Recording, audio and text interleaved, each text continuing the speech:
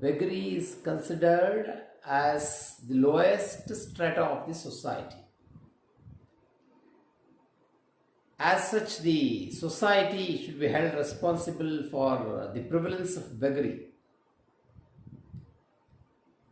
As a society, we must own the responsibility for prevalence and for the rise of beggars in the society. The rise of beggars depict the widened gap between the haves and have-nots. It displays unequal distribution of wealth and decreased opportunities of earning.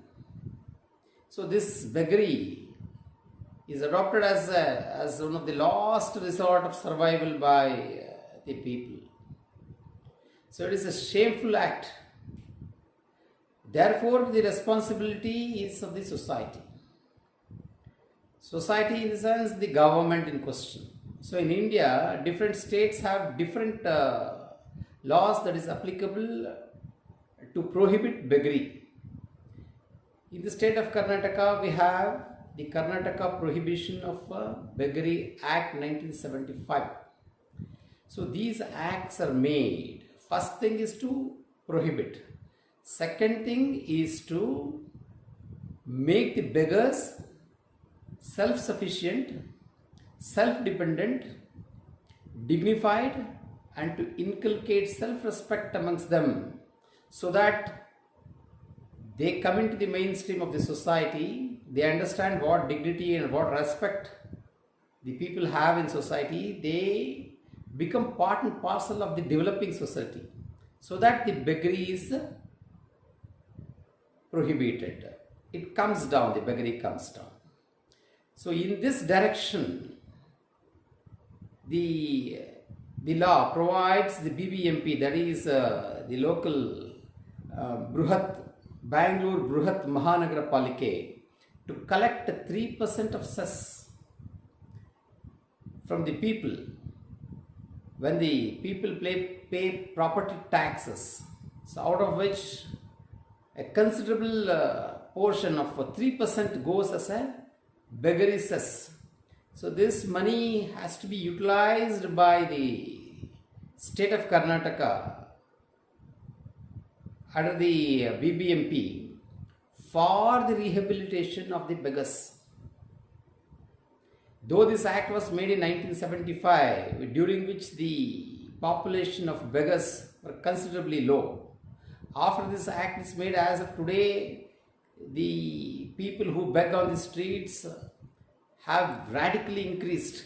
There are lakhs of people, lakhs of beggars in Bangalore. Therefore, this law, what is made, is not properly implemented. And the cess amount, hundreds of crores of cess amount that is collected by the people is not properly utilized. It can be said it is misutilized. It may be diverted to some other expenses by the government. So therefore the beggary is increasing. The problem of the society has not come to an end. It is not subsided. It is not under control. You go to every nook and corner, when you commute in the vehicle, every junction there are half a dozen of beggars begging. So this is the fact, this is the situation. So therefore it can be said that the Karnataka Prohibition of Beggary Act has not made any impact at all in prohibition of the beggary, and it has not made any impact on the beggars in the reformation. So the control mechanism of the government machinery has failed. Therefore the problem of the society has increased.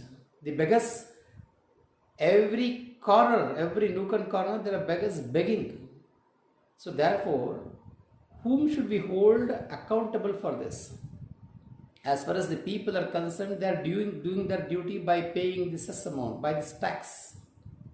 They are paying portion of their earnings for the reformation, to inculcate self-respect and to train them. This act the Prohibition of Beggary Act 1975 not only prohibits the beggary, but it gives the power, it gives them the power to arrest them, to put them in beggars colony, and to train them to become self-reliable. That is, to train them to become a skilled laborer, to train them to understand the society, the living styles, and to make them work to earn for their own living.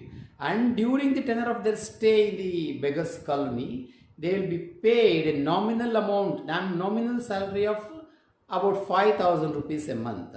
So when the earning comes, it is quite but common, the beggars reform, but the whole concept is defeated because of the bad implementation of the law and the corruption of the officials involved.